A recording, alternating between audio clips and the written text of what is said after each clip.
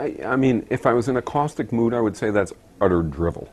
If I was in a gentle mood, I would say, well, I understand why people feel that way because it's repeated so often. But let's see if it's true. What is it? What can we give an example of something that it is true of? Well, you breathe, right? Now that's a function of a natural law. It's a biological function. And in fact, if I said to you, violate that law, you can't do it without killing yourself, right? So it's a powerful law. Now let's look and see whether or not there's some sort of a biological imperative to behave in a market fashion. Well, just ask yourself how you behave with your friends or how you behave in your family, right? Do you sit at the dinner table and barter the soup? Do you sit at the dinner table and decide whether or not the young child is going to get soup by whether or not they have enough money in their pocket to have the soup? Do you determine the relative value of things in the family by competing for them? Of course not. There's no drive to do that. The drive to do that exists in society is created by the fact that we live in a market system. It's not that the drive is inside us and creates the market system. It's that the market system imposes an environment in which to behave any other way is to lose. So of course we behave that way. So you can think to yourself that it looks like it's coming from us. It looks like it's a law of nature. After all, it's in my personality. It's in my behavior. That's true. But the reason it's in our personalities, the reason it's in our behaviors, isn't because it was born there. It's because we live in a context. And historically, it's also true that, you know, the emergence of capitalist markets was a gigantic struggle, a gigantic imposition against the natural inclination of people to behave in a much more collective and social fashion. It had to be coercively imposed upon people. So it's not the case.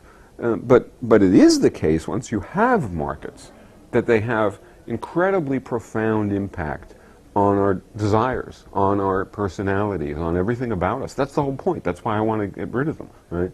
It's because the question arises and displays something that's very true. For example, of a stark example, in the 1950s in the United States, it was called the golden age of capitalism.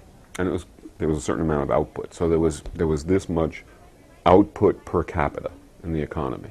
And then 40 years later, there was double that. Almost exactly, just coincidentally, double the amount of output per capita.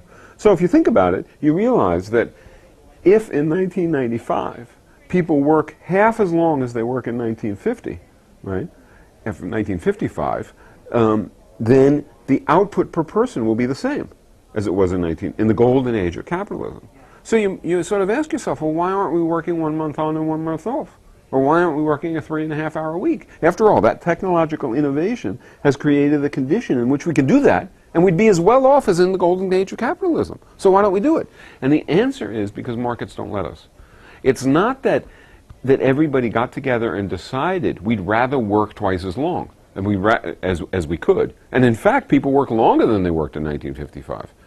People didn't decide, I want to do that. I mean, even the rich lawyers didn't decide, I want to do that. Rather, market competition compels it, coerces it. Because if you don't do it, you get out-competed. So there's this drive to accumulate, this drive to work ourselves to death, in essence. Now, it's also true that where'd the extra product go, right? Where'd double the output go? Well, it partly goes to military stuff to protect the system. It partly goes to police stuff to protect the system. It partly goes to cleaning up the ecological messes that the system produces.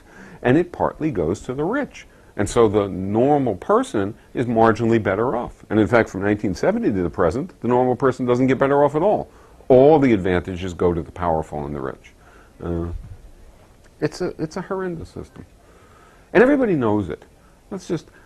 If you look at popular TV, or you look at the bestseller list, and you sort of read the novels in it, it is incredible the extent to which the thrillers and the legal thrillers and I read this stuff and the mysteries and so on. It's incredible the extent to which they'll have things like the pharmaceutical company that's trying to get a profit by dumping its waste or by creating an incredible abomination of a product or by hurting its sick people, etc. And if you read it carefully, it actually understands why. Most of the time it doesn't attribute it to the nefarious individual. It turns out to be an outgrowth of the drives and the pressures of the institution. So at some level everybody knows this. At some level everybody understands it. But as you say, they think of it like aging. They think of it like the wind. They think of it as something inevitable. And so they feel like, yeah, I know it, but I don't want to wallow in it. I don't want to keep repeating it. In fact, I'd rather hide from it because it's so miserable. And there's nothing you can do about it.